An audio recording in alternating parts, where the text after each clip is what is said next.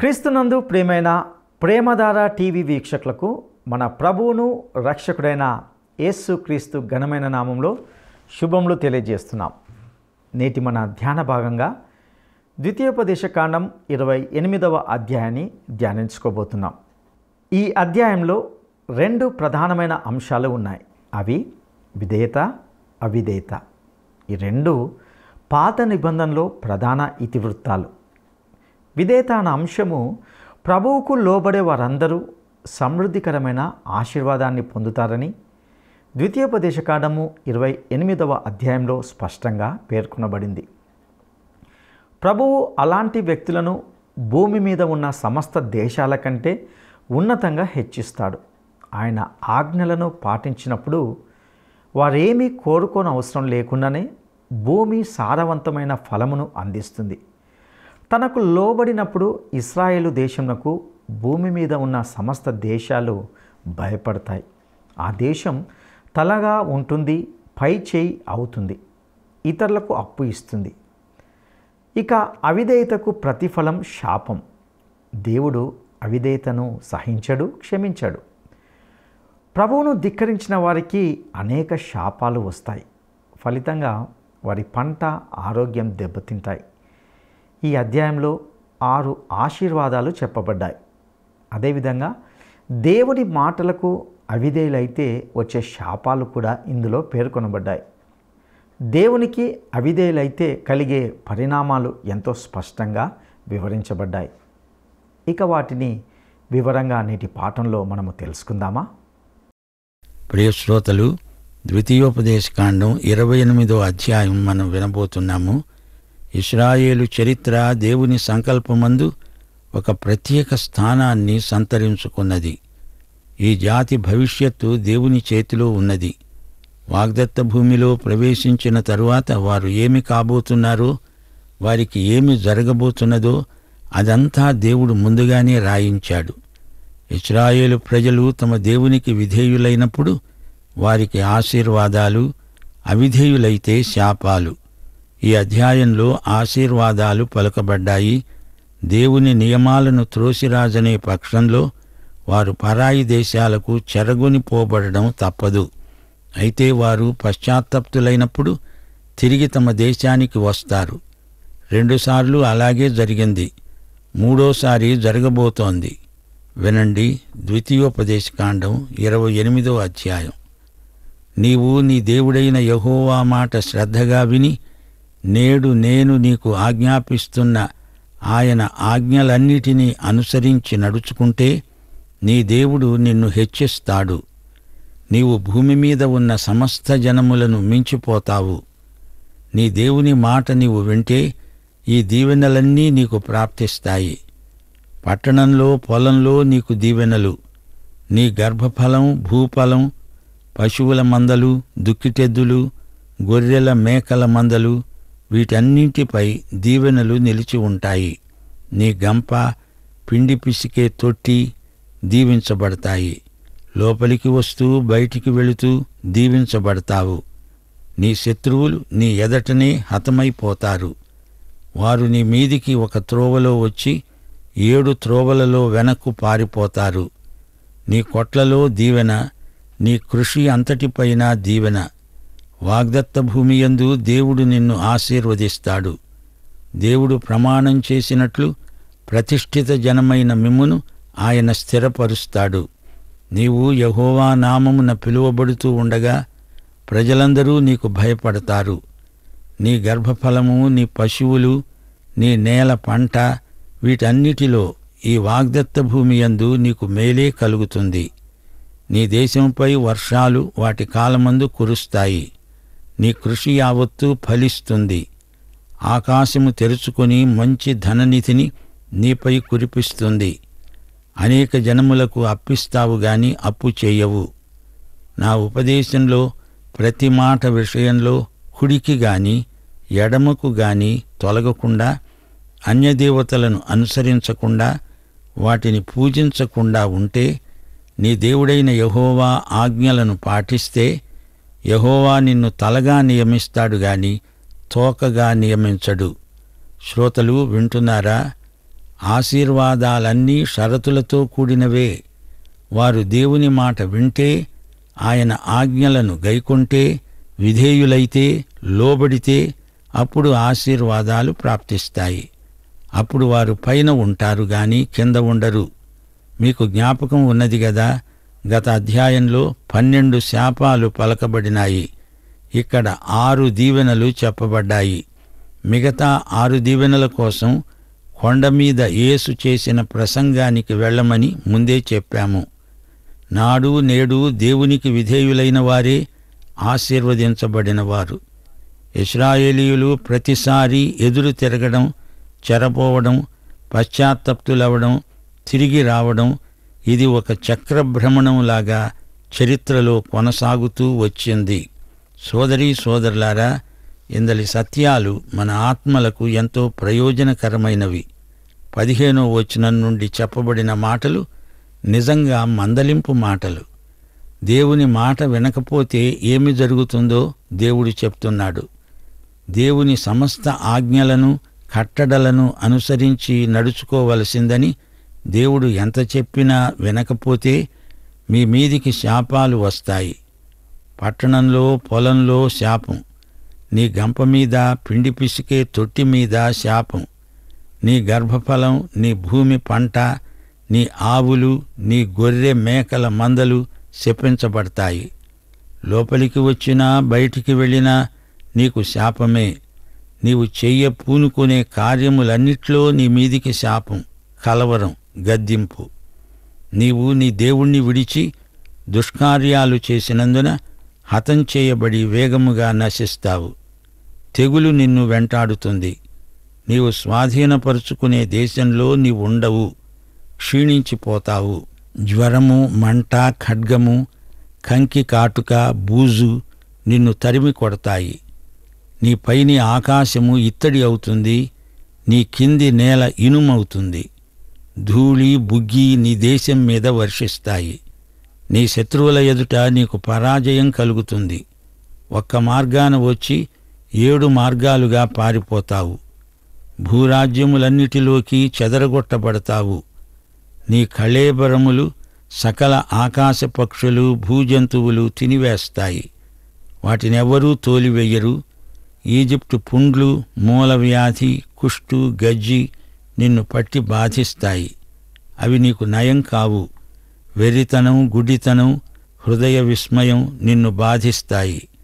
గుడ్డివాని వలె నీవు మధ్యాహ్నం పూట తడుములాడుకుంటావు. నీ మార్గం వర్ధిల్లదు. నీకు నిత్యము హింస, దోపిడీ ప్రాప్తిస్తాయి. నిన్ను ఎవడు తప్పించేవాడు ఉండడు. ఇశ్రాయేలు చరిత్ర ముందుగా రాయబడింది. దేవుడు రాశాడు. ఆయన చరిత్రకు కూడా దేవుడే. ఈ సందర్భంలో ఆదికాండం 15వ అధ్యాయం 13, 16 వచనాలు మీ దృష్టికి తెస్తాము. అబ్రహామా, నీ సంతతి వారు తమది కాని పరదేశమందు నివసించి ఆ దేశపు వారికి దాసులై ఉంటారు. నీ 4వ తరం వారు ఇక్కడికి మళ్లీ వస్తారని నిశ్చయముగా తెలుసుకో. దేవుడు చెప్పినట్లే జరిగింది. 430 సంవత్సరాలు వారు ఈజిప్టులో ఉన్నారు. దేవుడు వారిని ఈజిప్టు నుండి విమోచించి తెచ్చాడు. వారికిప్పుడు ద్వితీయోపదేశం చేస్తున్నాడు. వారిప్పుడు యొర్దాను తూర్పు తీరమున ఉన్నారు. మొదటిసారి వారిని దేవుడు సంఘటితపరచి వాగ్దత్త భూమిలోకి ప్రవేశపెడుతున్నాడు. యెహోషువ గ్రంథంలో వారు ఏ విధంగా వాగ్దత్త భూమిలో ప్రవేశించబోతున్నారో చూస్తాము.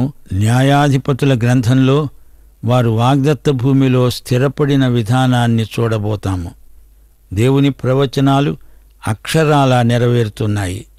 వీరు అవిధేయులైతే ఎలాంటి పరిణామాలు కలగబోతున్నాయో దేవుడు వివరిస్తున్నాడు. ద్వితీయోపదేశకాండం 28వ అధ్యాయం 30వ వచనం నుండి, స్త్రీని ప్రదానం చేసుకుంటావు గాని మరొకడు ఆమెను పెళ్లాడతాడు. ఇండ్లు కట్టుకుంటావు గాని అందులో నీవు నివాసముండవు. ద్రాక్ష తోటలు నాటుతావు గాని దాని పండ్లు నీవు తినవు. నీ ఎద్దు నీ కన్నుల ఎదుట వధించబడుతుంది, దాని మాంసం నీవు తినవు. నీ గాడిదను బలాత్కారంగా నీ వద్ద నుండి లాక్కుపోతారు, మళ్లీ నీకివ్వరు. నీ గొర్రె మేకలను నీ శత్రువులు తీసుకుంటారు, నిన్ను రక్షించేవాడు ఎవడూ ఉండడు. నీ కుమారులను నీ కుమార్తెలను అన్యజనులు ఎత్తుకుపోతారు. వారి కోసం చూచి చూచి నీ కండ్లు క్షీణించిపోతాయి. నీవేమీ చెయ్యలేవు. నీవెరుగని జనం నీ పొలం పంటను, నీ కష్టార్జితాన్ని తినివేస్తారు. నీకు మిగిలేది హింస, బాధ మాత్రమే. ఇదంతా చూచి నీకు పిచ్చెక్కుతుంది. నీ అరికాలు మొదలుకొని నడినెత్తి వరకు మోకాళ్ల మీద, తొడల మీద నయం కాని చెడ్డ పుండ్లు పుట్టి నిన్ను బాధిస్తాయి. నీకై నీవు ఏర్పరచుకొన్న నీ రాజు, నీవు మీరెరుగని అన్యజాతులకు వశమైపోతారు. అక్కడ నీవు కొయ్య దేవతలను, రాతి దేవతలను పూజిస్తావు. అన్యజాతుల మధ్యకు చెదరిపోయి అక్కడి ప్రజల మధ్య విస్మయానికి, సామెతకు, నిందకు నీవు హేతువై ఉంటావు. పొలానికి విస్తారమైన విత్తనాలు తీసుకువెడతావు, ఇంటికి కొంచెమే తెచ్చుకుంటావు. మిడతలు నీ పంటను తినివేస్తాయి. ప్రియశ్రోతలు, 32, 33 వచనాల్లోని ప్రవచనం గమనించండి. ఇది నెరవేరింది. యూదా రాజ్యానికి సిద్కియా చివరి రాజు. అతడు చూస్తూ ఉండగానే అతని కుమారులు హతమైపోయారు. శత్రువు అతని కండ్లను ఊడబెరికించాడు. అతడు గుడ్డివాడై, నిస్సహాయుడై శత్రువు చేత చెరగొని పోబడ్డాడు. బబులోను దేశంలో చెరలో ఉన్న ఇశ్రాయేలు ప్రజ ఎన్నో బాధలు అనుభవించారు. దేవుడు ముందుగానే జరగబోయే చరిత్రను ప్రవచిస్తున్నాడు. రాజుల గ్రంథం, దినవృత్తాంతముల గ్రంథం ఈ ప్రవచనాల నెరవేర్పును వివరంగా మనకు చూపుతాయి. ఇశ్రాయేలు ప్రజలకు ఇదంతా ఎందుకు సంభవించింది? వారి అవిధేయతకు ఇది ఫలితం. వీరు విధేయులైతే ఆశీర్వదిస్తాను అన్నాడు దేవుడు. అవిధేయులైతే మీరు వాగ్దత్త దేశంలో ఉండరు అని కూడా అన్నాడు. బబులోను చెరలో ఉండగా దేవుడు వారిని తిరిగి తమ దేశానికి రప్పించాడు. ఎజ్రా, నెహెమ్యా గ్రంథాలలో ఈ వివరాలు మనం వినబోతున్నాం. అలాగే హగ్గయి, జకర్యా, మలాకి గ్రంథాలు ఇశ్రాయేలు ప్రజల రాకను గురించి, వారి స్వదేశాగమనాన్ని గురించి చెప్తాయి. ఈ విధంగా దేవుడు వారికి జరగబోయే స్థితిగతులను ముందుగా ప్రవచించాడు. మేఘాలపై రారాజు యేసు రయముగరానుండెను. మేఘాలపై రారాజు యేసు రయముగరానుండెను. లోకమంతా ఒక దినమున లయమైపోవును, ఇది నిజము. సిద్ధపడుమా ఓ సంఘమా, సిద్ధపరచుము లోకమును. యేసుని వైపే చూచెదను, యేసుని వెలుగులో నడిచెదను. యేసుని కొరకే బ్రతికెదను, యేసుని ప్రేమను చాటెదను, యేసుని మహిమను పొందెదను.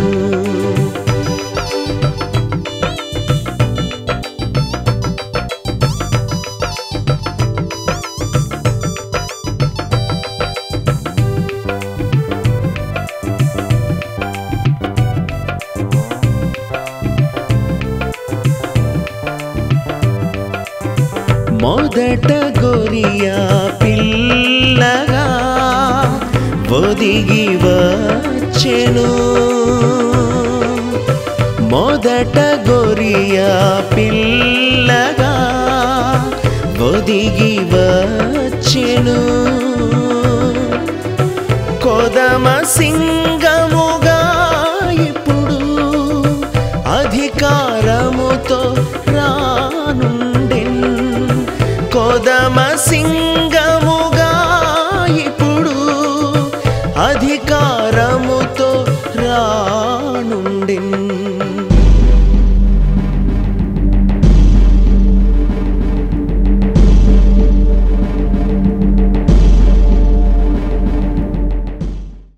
ద్వితీయోపదేశకాండం 28వ అధ్యాయం 40వ వచనం నుండి.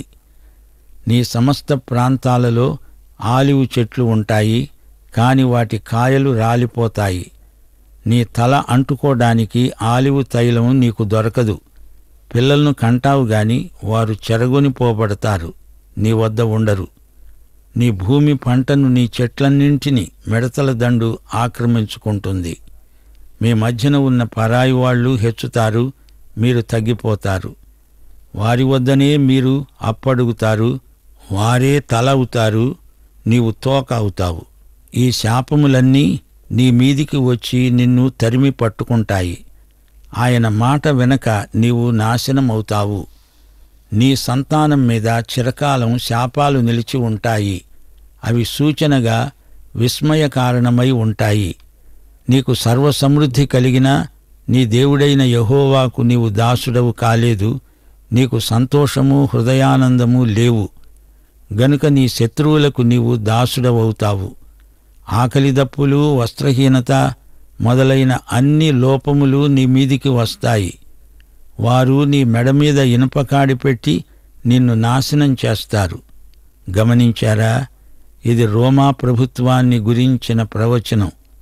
రోమా ప్రభుత్వం నిర్దాక్షిణ్యంగా వీరిని అణిచివేసింది. యెహోవా దూరమై ఉన్న భూదిగంతం నుండి ఒక జనమును, అనగా నీకు రాని భాష కలిగిన జనమును, క్రూరముఖము గలిగి వృద్ధులను యువకులను కటాక్షింపని జనమును గద్ద ఎగిరి వచ్చునట్లు దేవుడు మీ మీదికి రప్పిస్తాడు. నీ పశువులను, నీ పొలముల ఫలములను వారు తినివేస్తారు. ధాన్యమును, ద్రాక్షరసమును, తైలమును, పశువుల మందలను, గొర్రె మేకల మందలను నాశనం చేస్తారు. ఏదీ మిగలనియరు. వారు నిన్ను ముట్టడిస్తారు. నీవు ఆశ్రయించిన ఉన్నత ప్రాకారములు గల నీ కోటలు పడిపోతాయి. గ్రామాలన్నింటినీ వారు ముట్టడిస్తారు. శత్రువుల ముట్టడి నిన్ను ఇబ్బంది పెడుతుంది. చివరికి నీ గర్భఫలాన్ని, అనగా దేవుడు నీకిచ్చిన సంతానము యొక్క మాంసాన్ని తింటారు. శ్రోతలారా, దేవుని ప్రవచనాలు వింటున్నారా? టైటస్ అనే రోమన్ అధికారి ఇనుపదండంతో ఇశ్రాయేలు రాజ్యాన్ని ముట్టడించాడు. అంతా నాశనం చేశాడు. వారి మెడపై ఇనుప కాడి పెట్టాడు. వీరికి తెలియని భాష రోమను భాష, అదే లాటిన్ భాష. ఇశ్రాయేలీయుల భాష హీబ్రూ భాష. లాటిన్ భాష పాశ్చాత్య దేశీయులది, కాని హీబ్రూ భాష తూర్పు దేశాల భాష. పరాయి భాషలో వారు శాసనాలు చేశారు. వాటికి ఇశ్రాయేలీయులు తలొగ్గవలసి వచ్చింది. రోమా ప్రభుత్వ సంకేతం గద్ద. గద్ద ఎగిరి వచ్చినట్లు వీరి మీదికి వచ్చి పడ్డారు. టైటస్ అనే రోమా అధిపతి గద్దలాగే వచ్చి పడ్డాడు. ముట్టడించాడు. దేశాన్ని కొల్లగొట్టాడు. అంతా ధ్వంసం చేశాడు. ఇది దేవుని ప్రవచన సత్యం. ఇది నెరవేరింది. ఆ రోజుల్లో ఆకలికి తట్టుకోలేక తల్లిదండ్రులు తమ బిడ్డలనే పీక్కు తిన్నారు. అంతా పీనుగ పెంట. అలా జరుగుతుందని దేవుడు ముందుగానే చెప్పాడు. ఇప్పుడు 54వ వచనం నుండి, మనుష్యుల చూపు చెడిపోతుంది, వైఖరులు చెడిపోతాయి, అంతఃకరణలు అంతరించిపోతాయి. తన సోదరుడని లేదు, తన కౌగిటి భార్య అని లేదు, తన కడుపున పుట్టిన పిల్లలని లేదు. అతడు తాను తినే తన పిల్లల మాంసంలో కొంచెమైనా వారిలో ఎవనికీ పెట్టడు. శత్రువులు గ్రామాలను ముట్టడిస్తారు. అంతా శత్రువులు కొల్లగొట్టుకుపోతారు. ఎవరికీ ఏదీ మిగలదు. ప్రజలలో కర్కశత్వం ప్రబలుతుంది.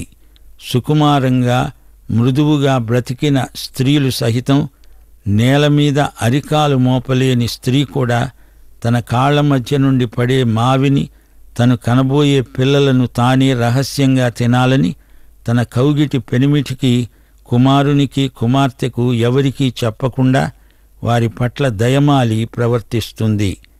ఎంత ఘోరమైన పరిస్థితో ఊహించండి. నీవు జాగ్రత్తపడి దేవుని మహిమగల భీకరమైన నామమునకు భయపడకపోతే, ధర్మశాస్త్రవాక్యములను గైకొనకపోతే, నీకు నీ సంతతికి ఆశ్చర్యకరమైన తెగుళ్ళు వస్తాయి. అవి దీర్ఘకాలికమైన చెడ్డ రోగాలు. నీవు భయపడిన ఈజిప్టు క్షయవ్యాధులన్నీ నీ మీదికే వస్తాయి. అవి నిన్ను వెంటాడతాయి. ధర్మశాస్త్ర గ్రంథంలో పేర్కొనబడిన ప్రతి రోగము, ప్రతి తెగులు నీకు వస్తుంది. ఆకాశ నక్షత్రముల వలె విస్తరించిన మీరు నా మాట వెనక లెక్కకు తక్కువై కొద్దిమంది మాత్రమే మిగిలిపోతారు. యెహోవా నీకు మేలు చేయడానికి బదులు మిమ్మలను నాశనం చేయవలసి వస్తుంది. వాగ్దత్త భూమిలో నుండి దేవుడు నిన్ను పెళ్లగించి వేస్తాడు. సమస్త జనములలోకి నిన్ను చెదరగొడతాడు. అక్కడ నీవు అన్యదేవతలను పూజిస్తావు. అవి కొయ్య, రాతి దేవతలు. వారి మధ్య నీకు నెమ్మది కలగదు. నీ అరికాలికి విశ్రాంతి కలగదు. అక్కడ నీకు హృదయ కంపము, నేత్రక్షీణత, మనోవేదన కలుగుతాయి. ప్రాణభయం నీకు ఎక్కువవుతుంది. నీ హృదయంలో నీవు చూచే వాటి చేత భయం, పొద్దుగూకులు ఏమి జరగబోతోందో తెలియక ఆందోళన. నాకు ఇష్టం లేని మార్గాన మిమ్మును ఈజిప్టుకు ఓడల మీద మరల రప్పిస్తాను. అక్కడ మీరు దాసదాసీ జనమవుతారు. శత్రువులకు మిమ్మును మీరు అమ్ముకోవాలని చూస్తారు. కాని మిమ్మును కొనేవాడెవ్వడూ ఉండడు. 2 సార్లు ఈ ప్రవచనాలు నెరవేరాయి. ఇక 3వసారి నెరవేరవలసి ఉంది. అన్ని ప్రవచనాలు నెరవేరినప్పుడు చిట్ట చివరి ప్రవచనం కూడా నెరవేరుతుంది. జాతులన్నింటిలోకి చెదరగొట్టబడిన ఇశ్రాయేలు ఎంతో శ్రమ పొందిన జాతి. దేవుడు తన ప్రజలను శిక్షించాడు. దేవుడు మాట తప్పనివాడు. ప్రియ సోదరీ సోదరులారా, వింటున్నారా? వీరికి కూడా ఈ రోజున సువార్త ప్రకటించవలసిన అవసరత ఎంతో ఉంది. యూదులకు, అన్యులకు అందరికీ ఒకే సువార్త. రోమాపత్రిక 1వ అధ్యాయం 5వ వచనం, యేసు నామము నిమిత్తము సమస్త జనులు విశ్వాసమునకు విధేయులవ్వాలి. ఇదే దేవుని సంపూర్ణ చిత్తం. ప్రియ రేడియో శ్రోతలారా, జాగ్రత్తగా వినండి. దేవుని ఆశీర్వచనాలు, శాపవచనాలు మనం వింటున్నప్పుడు మన హృదయాలలో ప్రభువు పట్ల అధిక ప్రేమ కలగాలి. యేసుక్రీస్తు మన శాపాన్ని తన మీద వేసుకొని తన ఆశీర్వాదాలన్నీ మనకిచ్చాడు. అందుచేత యేసుక్రీస్తు యొక్క కృప ఎంత బలమైనదో విశ్వాసులు గ్రహించాలి. ద్వితీయోపదేశకాండం 28వ అధ్యాయం ఎంతో ముఖ్యమైనది. ప్రవక్తలు ఈ గ్రంథాన్ని ఆధారం చేసుకొని ప్రవచించారు. ఆమోసు క్రీస్తుపూర్వం 8వ శతాబ్దానికి చెందినవాడు. అతని ప్రవచనాలు ద్వితీయోపదేశకాండం భాషలోనే పలకబడినాయి. ఉదాహరణకు ఆమోసు 3వ అధ్యాయం 6వ వచనం, పట్టణమందు బాకానాదము వినబడగా జనులకు భయం పుట్టకుండా ఉంటుందా? యెహోవా చేయనిది పట్టణంలో ఉపద్రవం కలుగుతుందా? అలాగే ఆమోసు గ్రంథం 4వ అధ్యాయం 6 నుండి 11వ వచనం వరకు, మీ పట్టణములన్నిటిలోనూ నేను మీకు దంతశుద్ధి కలుగచేసినను, మీరున్న స్థలములన్నిటిలోనూ మీకు ఆహారము లేకుండా చేసినను మీరు నా తట్టు తిరిగిన వారు కారు. కోతకాలమునకు ముందు 3 నెలలు వాన లేకుండా చేశాను. ఒక పట్టణం మీద కురిపించి మరి ఒక పట్టణం మీద కురిపించలేదు. ఒక చోట వర్షం కురిసింది, వర్షం లేని చోటు ఎండిపోయింది. 2-3 పట్టణముల వారు నీళ్లు తాగడానికి ఒక పట్టణానికే పోగై అక్కడి నీరు వారికి చాలక నానాయాతన పడ్డారు. అయినా వారు నా తట్టు తిరగలేదు. మీ సస్యములను ఎండు తెగులు చేత, కాటుక చేత నేను పాడు చేశాను. గొంగళి పురుగు వచ్చి మీ విస్తారమైన వనములను, ద్రాక్ష తోటలను, అంజూరపు చెట్లను, ఆలివు చెట్లను తినివేసింది. అయినా మీరు నా తట్టు తిరగలేదు. నేను ఈజిప్టు వారి మీదికి తెగుళ్లు పంపించినట్లు మీ మీదికి తెగుళ్లు పంపాను. మీ దండుపేటలో పుట్టిన దుర్గంధము మీ నాసికారంధ్రాలకు ఎక్కేటంతగా మీ యువకులను ఖడ్గం చేత హతం చేయించాను. మీ గుర్రాలను కొల్లపెట్టించాను. అయినా మీరు నా తట్టు తిరగలేదు. దేవుడు సొదొమ గొమొర్రాలను బోర్లదోసి నాశనం చేసినట్లు నేను మీలో కొందరిని నాశనం చేయగా మీరు మంటలో నుండి తీయబడిన కొరువులైనట్లు తప్పించుకున్నారు. అయినా మీరు నా తట్టు తిరగలేదు. గమనించారా? ఇశ్రాయేలు జాతికి దేవుడు ఎన్నెన్నో మేళ్లు చేశాడు. అయితే ఆయన మాట వారు వెనక శిక్ష కొని తెచ్చుకున్నారు. ప్రియ శ్రోత, నీవు యేసు ప్రభువును నీ స్వకీయ రక్షకుడుగా ఎరుగుదువా? అలాగైతే ఆశీర్వాదాలన్నీ నీవే. పరలోక ప్రదేశాలలో ఆత్మ సంబంధమైన ప్రతి ఆశీర్వాదము క్రీస్తును బట్టి నీకు సంక్రమిస్తుంది. ఇప్పుడే తీర్మానం చేసుకోవలసిందని ప్రభువు నామమున హెచ్చరిక చేస్తున్నాము. పాఠం ఇంతటితో సమాప్తం. ప్రభు అయిన యేసుక్రీస్తు వారి కృప, తండ్రి అయిన దేవుని ప్రేమ, పరిశుద్ధాత్మ యొక్క అన్యోన్య సహవాసము సదాకాలము మనకందరికీ తోడై ఉండునుగాక. ఆమెన్. ద్వితీయోపదేశ కాండము 28లోని ఆశీర్వాదములన్నీయు దేనితో కూడినవి? ద్వితీయోపదేశ కాండము 28లోని ఆశీర్వాదములన్నీయు దేనితో కూడినవి? 1 ఆహ్వానంతో కూడినవి, 2 సందిగ్ధంతో కూడినవి, 3 షరతులతో కూడినవి.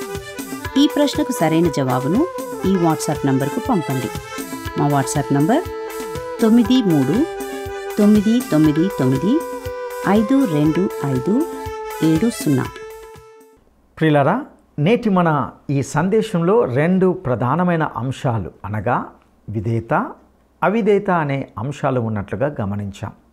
ఈ 2 పాత నిబంధనలో ప్రధాన ఇతివృత్తాలుగా ఉంటున్నాయి. విధేయత అనే అంశం, ప్రభువుకు లోబడే వారందరూ సమృద్ధికరమైన ఆశీర్వాదం పొందుతారని, ప్రభువు అలాంటి వ్యక్తులను భూమి మీద ఉన్న సమస్త దేశాల కంటే ఉన్నతంగా హెచ్చిస్తాడని విన్నాం. ఆయన ఆజ్ఞలను పాటించినప్పుడు, ఆయనకు లోబడినప్పుడు ఇశ్రాయేలు దేశమునకు భూమి మీద ఉన్న సమస్త దేశాలు భయపడతాయని, ఆ దేశం తలగా ఉంటుందని, పై చేయి అవుతుందని విన్నాం. ఇతరులకు అప్పు ఇస్తుందని దేవుడు సెలవిచ్చినట్లుగా చూశాం. ఇక అవిధేయతకు ప్రతిఫలం శాపమే. దేవుడు అవిధేయతను సహించడు, క్షమించడు. ప్రభువును ధిక్కరించిన వారికి అనేక శాపాలు వస్తాయి. ప్రియులారా, ఆశీర్వాదాలన్నీ కూడా షరతులతో కూడినవే. నాడు నేడు దేవునికి విధేయులైన వారే ఆశీర్వదించబడతారు. దేవునికి అవిధేయులైతే శాపాలు వస్తాయి. పట్టణంలో, పొలంలో తినే తిండిలో శాపం వస్తుంది. గర్భఫలము, పాడి పంట శపించబడుతుంది. తెగులుతో క్షీణత ఏర్పడుతుంది. వర్షపాతం ఉండదు. శత్రువుల ఎదుట ఓటమి మాత్రమే మిగులుతుంది. అటు ఇటు చెదరగొట్టబడతావు. కుటుంబాలపై దేవుడు ఉంచిన రక్షణ తొలగిపోతుంది. కనుక కుటుంబ జీవితాలు విచ్ఛిన్నమవుతాయి. శత్రురాజులు ఈ అవిధేయులను పరిపాలిస్తారు. శత్రువులు వీరిపై ఉన్నత స్థాయిలో ఉంటారు. అవిధేయులైన దేవుని ప్రజలు ఆయన నామానికి అపకీర్తి కలిగించినట్లు కుచించుకుపోతారు. ఇవే దేవునికి అవిధేయులైన వారికి వచ్చే శాపాలు. కాబట్టి ప్రియులారా, దేవుని మాటకు విధేయులమై ఆయన ఆశీర్వాదాలను పొందుకోవడానికి మనం సిద్ధపడదాం. అటు కృప దేవుడు మనకు దయచేయునుగాక. దైవాశీస్సులు. ఈ కార్యక్రమం మీకు నచ్చిందా? అయితే వెంటనే మిస్డ్ కాల్ ఇవ్వండి. బహుమతి పొందే విజేత మీరే కావచ్చు.